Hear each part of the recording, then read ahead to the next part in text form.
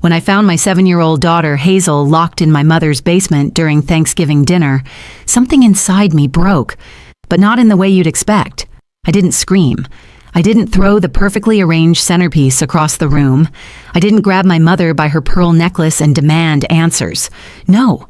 What broke inside me was the last thread of obligation to protect my mother's reputation at the cost of my daughter's spirit. Let me paint you a picture of that moment first, because you need to understand exactly what I walked into. The basement door had one of those old-fashioned sliding bolt locks on the outside, the kind you'd use to keep a door shut during a storm. My mother had slid it into place, locking my 7-year-old daughter in the dark. Behind that door, I could hear soft crying, the kind where a child has been sobbing so long they've almost run out of energy to continue. My name is Melinda, and I'm 34 years old.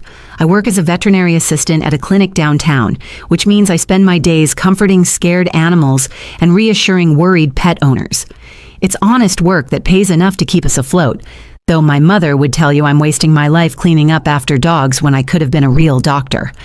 The real part is always emphasized, like caring for animals is somehow pretend work. My daughter Hazel is 7, and she's everything my mother thinks a grandchild shouldn't be. She's quiet, but not in the demure way my mother values. She's quiet because she's always thinking, always observing, always drawing butterflies in the margins of every paper she can find. Her hair refuses to stay in any style for more than an hour, sprouting little wisps that frame her face like a dandelion ready to make wishes on.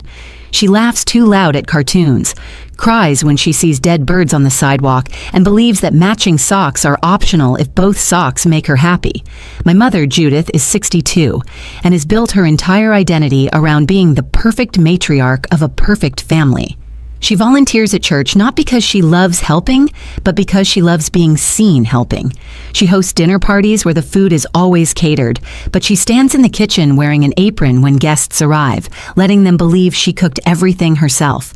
Her Facebook page reads like a lifestyle magazine, each post carefully crafted to show her blessed life, her beautiful family, her enviable existence. Then there's my sister Roxanne, 36 years old and everything I'm not. She married Dexter when she was 25 in a wedding that cost more than I make in a year. She drives a white Lexus SUV that never has goldfish crackers ground into the seats. Her twin boys, Colton and Bryson, are 8 years old and have been trained since birth to smile on command, sit still for hours, and never, ever get dirty before photos. They play violin and lacrosse, take Mandarin lessons, and have perfect report cards that Roxanne displays on her refrigerator like trophies of her superior parenting. That Thanksgiving day, when I stood at that locked basement door, I heard my mother's voice from the dining room directing the photographers she'd hired. Make sure you get Colton's good side, though really, both sides are perfect. And Bryson, sweetheart, sit up straighter. We want everyone to see what proper posture looks like. The photographers. She'd hired 2 of them, plus an assistant to manage the lighting. $800 to document our authentic family gathering, she'd bragged to me on the phone. The Hartley family used this company last year, and their photos got over 500 likes on Facebook. Can you imagine?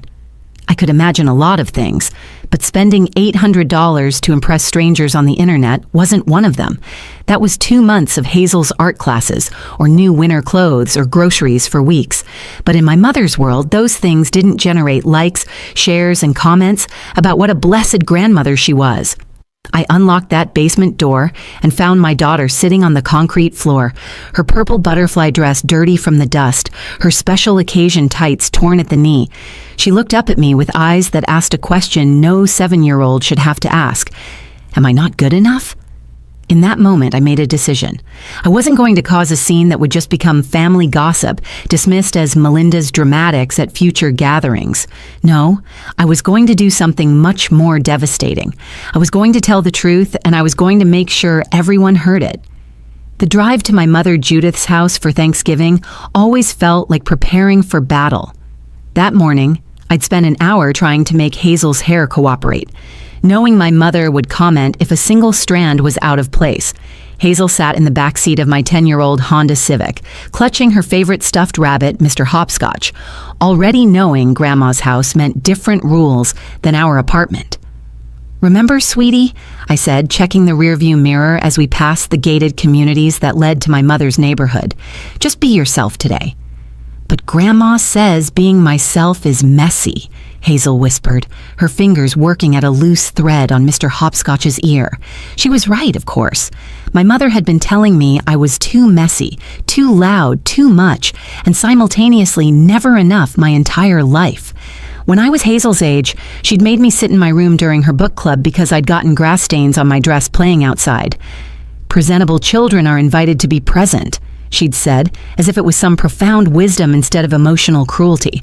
My mother had been planning this Thanksgiving for months. Not the meal. She'd hired caterers from that fancy place downtown that charges $40 for a salad. She was planning the perfect family photos for her Facebook page, where she had cultivated an image as Blessed Grandma Judith to her 3,000 followers, 3,000 strangers who believed she was the epitome of grace, wisdom, and family values.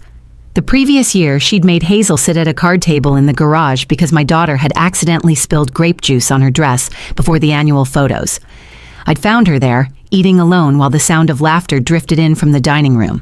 Meanwhile, Roxanne's boys, Colton and Bryson, sat at the main table wearing matching polo shirts, their hair slicked back with enough gel to survive a hurricane. "Melinda, you really should put Hazel in pageants like I did with Roxanne," my mother would say during our monthly obligatory phone calls. "Look how well Roxanne turned out. Beautiful family, beautiful home, beautiful life. Structure and standards, that's what children need." I'd been hearing this comparison since Roxanne and I were children. She was the dancer who never missed a recital, the beauty queen who won Miss Junior Bridgeport, the straight-A student who graduated summa cum laude with a degree in marketing she never used. She married Dexter, a pharmaceutical sales manager who played golf with all the right people and had opinions about wine that he shared whether anyone asked or not. I was the one who threw away her potential by keeping Hazel when I got pregnant at 27 by a man who disappeared before she was born. Troy had been a musician, a dreamer who talked about touring Europe and writing songs that would change the world. He changed his phone number instead when I told him about the pregnancy. My mother's first words when I told her I was keeping the baby weren't congratulations or offers of support. They were, "Well, you've certainly made your life harder than it needed to be." Walking up to my mother's colonial-style house, I saw the photographers were already there. A van with Precious Moments photography painted on the side in cursive letters sat in the driveway next to Roxanne's spotless white Lexus. My mother had hired a professional team to capture our authentic family gathering, which was about as authentic as her claim that she colored her hair, just to cover a few grays when she'd been fully gray since 50. The house smelled like cinnamon and nutmeg, scents pumped through plug-in air fresheners to create the illusion of home cooking. The caterers moved efficiently through the kitchen, arranging food on my mother's best china, while she supervised in her holiday apron, the one with Grandma's kitchen, embroidered across the front even though she hadn't actually cooked a meal since my father left 15 years ago. "Melinda, finally," she said when we walked in, not bothering with hello. Her eyes went straight to Hazel's purple butterfly dress. "What is she wearing?" "A dress, the one she picked out specially for today. I sent you the color scheme 3 times, cream and gold. Everyone else understood the assignment." Everyone else? Meaning Roxanne, who stood in the doorway to the dining room wearing a cream cashmere sweater that probably cost more than my monthly electric bill. Her boys flanked her like tiny security guards, their gold bow ties perfectly straight, not a hair out of place. "Hi, Aunt Mindy," Bryson called out, the only one who ever seemed genuinely happy to see us. "Inside voices, Bryson," Roxanne corrected automatically, though he hadn't been loud at all. This was the stage for our family's performance, and everyone knew their roles except Hazel, who still believed holidays were about family instead of photographs. Everything started unraveling the moment Hazel walked through the door wearing the dress I'd bought her, a comfortable purple dress with butterflies scattered across the fabric like wishes floating on wind. She'd been so excited when we found it at Target, spinning in the dressing room mirror, watching the skirt flare out around her. "Oh, Melinda." My mother's face fell like I'd just announced I was joining a cult. "I sent you the cream and gold color scheme 3 times. 3 times. Roxanne's boys are already dressed and ready. Look at them." She gestured toward Colton and Bryson like they were exhibits at a museum, which honestly wasn't far from how she treated them. They stood perfectly still, hands clasped in front of them, looking like child actors in a commercial for private schools. "Mom, she's 7. She loves this dress. She picked it out specifically for today. The photographers are here now. I paid $800 for this session. $800, Melinda." She grabbed Hazel's hand with the kind of firm grip that looks gentle to observers, but feels like a warning to its target. "Come on, sweetheart, Grandma has something better for you upstairs." "But I like my butterfly dress," Hazel said quietly, already shrinking into herself the way she always did around my mother. "Butterflies are for summer, darling. This is Thanksgiving. We need you to match the aesthetic." The aesthetic. My 7-year-old needed to match an aesthetic. I watched them disappear upstairs, Hazel looking back at me with those big eyes that begged me to intervene. I should have right then. 20 minutes passed. The photographers were setting up elaborate lighting equipment in the dining room, transforming it into a magazine shoot. Roxanne was directing the placement of each dish on the table, even though no one would eat until after the photos were done. The food would be cold by then, but it would look perfect in the pictures, and that's what mattered. "Where's Hazel?" I finally asked when my mother reappeared, adjusting her pearl necklace and checking her lipstick in the hall mirror. "She's having a timeout. She refused to change and started crying about the dress I bought her. You know how she gets too sensitive, just like you were, always making things harder than they need to be." "Where is she having this timeout, Mother?" "The basement. She needs to learn that in this family we present ourselves properly. The Winslow family is taking their photos after us, and I won't have them gossiping about us having an unruly grandchild. Margaret Winslow already thinks she's better than me because her grandson got into that gifted program." The basement? My mind couldn't process it at first. "You put her in the basement?" "It's hardly a dungeon, Melinda. Don't be dramatic. She's fine. A little quiet time will help her adjust her attitude." I walked past her without another word, my hands shaking as I reached the basement door. The bolt lock was slid firmly into place, a lock on the outside of the door. My mother had locked my 7-year-old daughter in the basement like she was some kind of troublesome pet that needed to be hidden away. I slid the bolt back and opened the door. The wooden stairs creaked as I descended into the musty darkness. There was a single bulb hanging from the ceiling, casting shadows that made the space feel even more oppressive.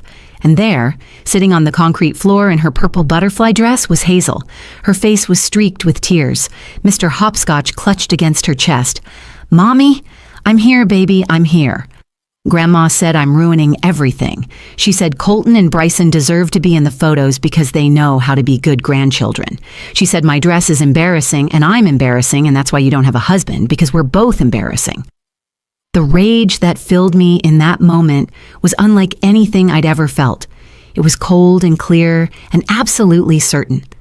My sister Roxanne appeared at the top of the stairs, her silhouette blocking some of the light from above. "Melinda, don't make a scene. You know how important this is to Mom. It's just photos. Hazel can come up after we're done with the formal shots." After the entire dinner is photographed? She's supposed to sit down here in the dark while we all pretend to be a happy family? "The photographers are only here for 2 hours. Mom spent a lot of money on this. Just let her have this one thing." One thing? Our entire lives have been about letting Mom have her things, her perfect image, her perfect story, her perfect everything, while reality sits locked in the basement.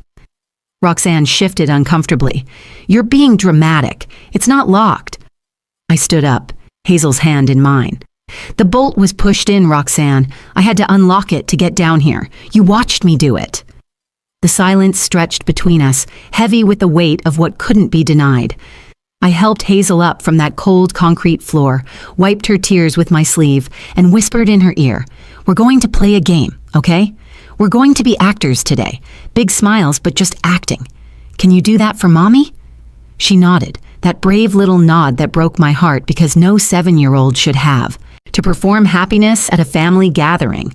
We walked back upstairs, and I felt the shift in my spine, the straightening that comes when you've made a decision that will change everything.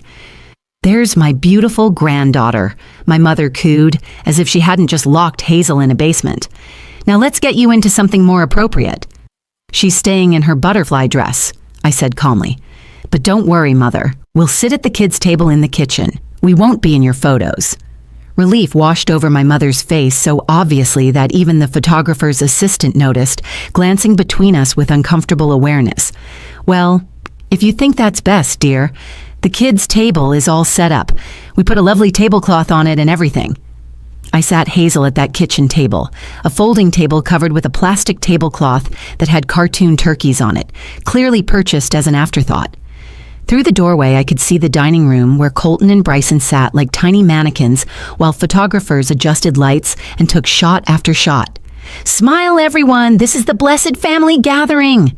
the photographer kept saying, and everyone smiled on cue, including me when I passed through to get Hazel some juice. "See?" my mother whispered to me during one break between shots. "When you cooperate, everything is so much more pleasant. Hazel seems much calmer now." "Yes," I agreed, "much calmer." For the rest of that dinner, I played my part perfectly. I complimented the catered food as if my mother had made it. I laughed at Dexter's story about his golf game even though it was the same story he'd told at Easter. I even helped clear plates without being asked. The good daughter doing what good daughters do. But my mind was working, planning, remembering everything. I took mental snapshots of my own, Hazel eating alone in the kitchen while everyone else sat in the dining room, Colton and Bryson sneaking glances at their cousin, clearly wanting to play with her, but knowing they couldn't leave their posts. Roxanne avoiding eye contact with me entirely. My mother directing everyone like a film producer, obsessed with angles and lighting and the mythology she was creating. That night, after we got home and Hazel was asleep, I sat at my computer and started researching. My mother had 3,000 Facebook friends, 3,000 people who thought they knew Judith Patterson, blessed grandmother and pillar of the community. I found the church directory online. I found the country club member list. I found the contacts from her various volunteer organizations. But most importantly, I found something else. The postal regulations for bulk mail delivery. The next morning, I called in sick to work and drove to the print shop.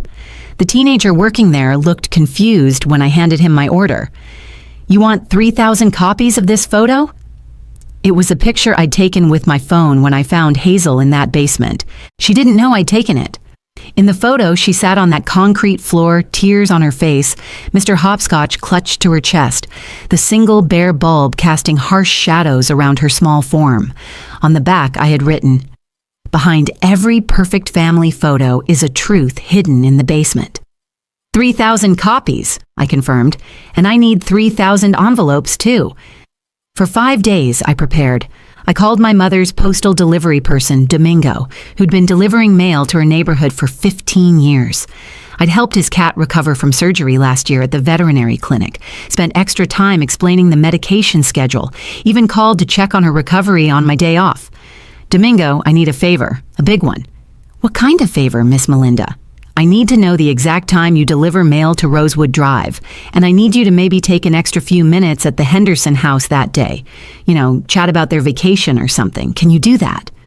He was quiet for a moment. "Your mother, she never tips at Christmas. 15 years, never once. Mrs. Henderson gives me cookies, $100 bill every year. I can talk to Mrs. Henderson for as long as you need." I spent those 5 days with Hazel helping me, though she didn't know what we were doing. We collected every photo I had of her being a real child, covered in finger paint, missing her front teeth, muddy from puddle jumping, chocolate ice cream dripping down her chin. Each photo was a rebellion against my mother's rigid standards, proof that childhood was messy and beautiful and perfect in its imperfection. "Why are we looking at all these pictures, Mommy?" Hazel asked. "Because I want to remember every single moment of your real smile, baby. Every single one."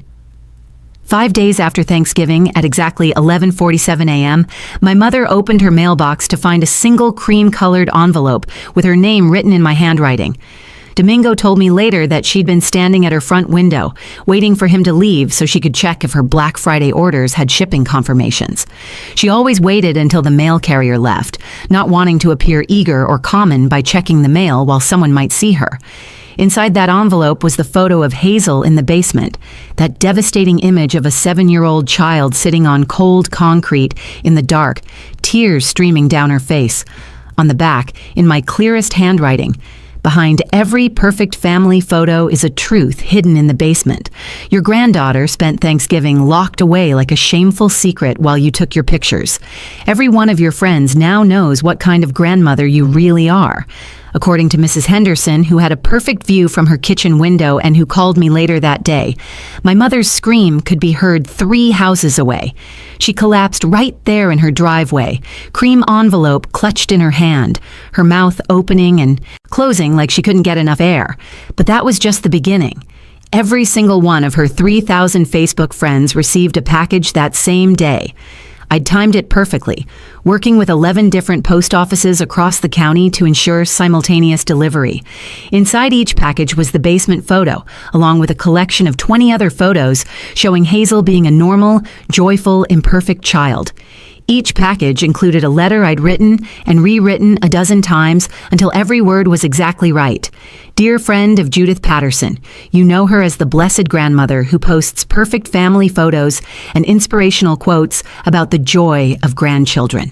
What you don't know is that during this year's Thanksgiving dinner, while photographers captured her perfect family, she locked my 7-year-old daughter in her basement because Hazel's purple butterfly dress didn't match the cream and gold color scheme.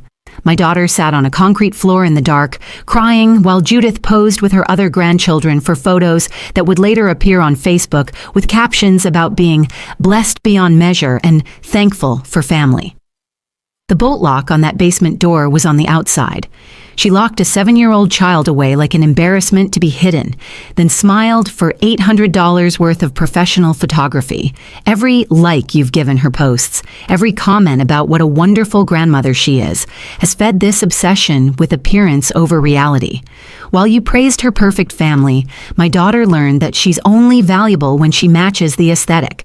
I'm not asking you to unfriend her. I'm not asking you to take sides. I'm simply showing you the truth behind the perfect pictures. What you do with that truth is your choice. Sincerely, Melinda Patterson, the mother of the grandchild in the basement. My phone started ringing at 12:15 p.m. My mother, hysterical, barely able to form words. Melinda, what have you done? What have you done? I'm getting calls. People are unfriending me. Margaret Winslow just drove by and wouldn't even look at me. The church secretary called to say I've been removed from the Christmas pageant committee. You locked my child in a basement, Mother. It was a timeout, a simple timeout. You've destroyed my reputation over a timeout. No, you destroyed it yourself. I just showed everyone who you really are. Did you think Hazel would forget? Did you think I would just let it go, like I've let everything else go my whole life? The Hartleys just canceled tomorrow's lunch. 30 years of friendship, Melinda. 30 years. Hazel is 7 years old. 7. You locked her in a basement because her dress had butterflies on it. But the real climax came an hour later when Roxanne called. I could hear her boys in the background asking why Grandma was crying on the phone. Melinda, this is insane, absolutely insane. Mom is having a breakdown. Her entire social circle is imploding. The country club called about reviewing her membership. Where were you when your mother locked my child in a basement, Roxanne? I was getting the boys ready for photos. I didn't know she actually locked the door. Yes, you did. You stood at the top of those stairs and watched me unlock it. You saw me slide that bolt back and you said nothing. You told me not to make a scene. The silence stretched between us, filled with everything we'd never said to each other over the years. Dexter's mother called, Roxanne finally said, her voice smaller. She got a package. She asked me if it was true. I couldn't lie to her. She has grandchildren too. And what did she say when you told her the truth? She said she would have burned the whole house down if someone had done that to her grandchild. Then she asked me why I didn't. I could hear my mother in the background at Roxanne's house, wailing about her ruined reputation, her destroyed friendships, her humiliation. But all I could think about was Hazel, sitting in that basement learning that love in our family came with conditions and color schemes. 3 months have passed since I sent those 3,000 packages, and the ripple effects continue to spread through my mother's carefully constructed world. Her Facebook page, once her pride and joy with its daily posts and hundreds of likes, sits abandoned at 47 followers. Most of them are distant relatives who probably forgot they were following her, or people too polite to unfriend a 62-year-old woman having a public meltdown. The professional photos from that Thanksgiving were never posted. $800 worth of staged perfection sits on a memory card somewhere, documenting a family that never really existed. The photographer actually called me last week to apologize. She said she should have spoken up when she realized a child was missing from the family photos, but she'd assumed I'd okayed it. She started refusing jobs that feel wrong now, she told me. Sometimes it takes seeing the ugly truth to recognize what you've been participating in. Roxanne called me last week with something unexpected in her voice: humility. Colton asked me something yesterday that stopped me cold. He asked why Grandma never lets Hazel eat at the big table. Then Bryson said he missed playing with her and wanted to know if Hazel didn't like them anymore. What did you tell them? The truth. That Grandma made bad choices because she cared more about pictures than people. That Hazel loves them very much, but sometimes families need space to heal. Melinda, they didn't even seem surprised. Kids notice everything, don't they? Children notice everything, Roxanne. We just teach them which truths to speak and which to swallow. You and I swallowed a lot of truths growing up. She paused, and I could hear her boys playing in the background, their natural child sounds that would have driven our mother to distraction. Dexter and I are doing Christmas at our house this year. You and Hazel are invited. Mom won't be there. She needs more time. Time for what, exactly?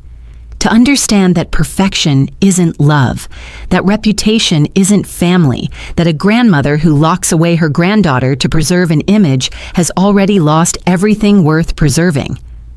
Dexter's mother said something that haunts me.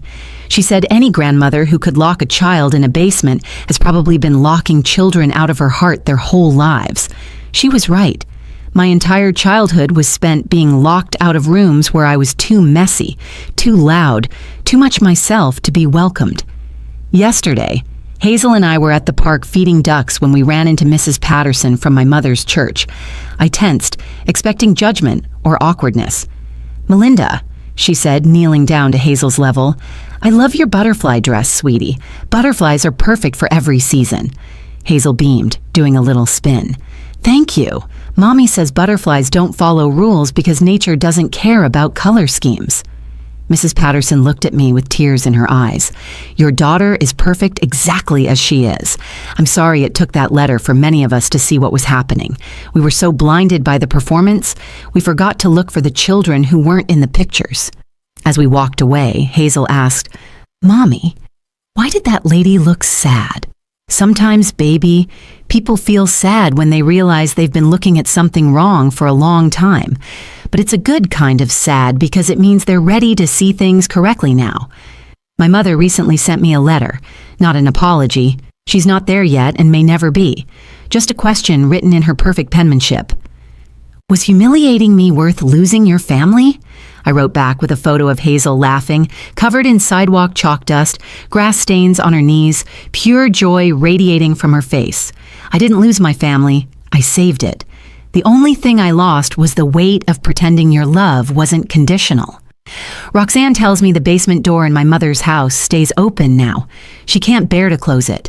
She walks past it every day and sees those stairs leading down into the dark. Good. Some doors once opened should never shut again.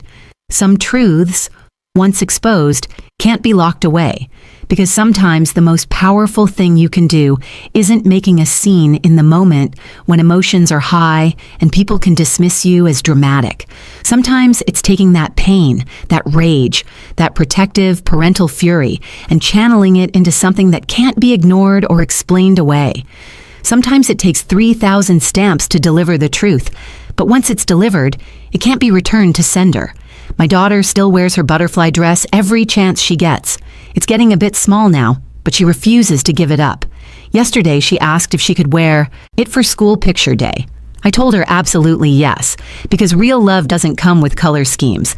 If you've made it this far into our story, you probably have your own locked basement door somewhere in your family history. Maybe it's time to open it.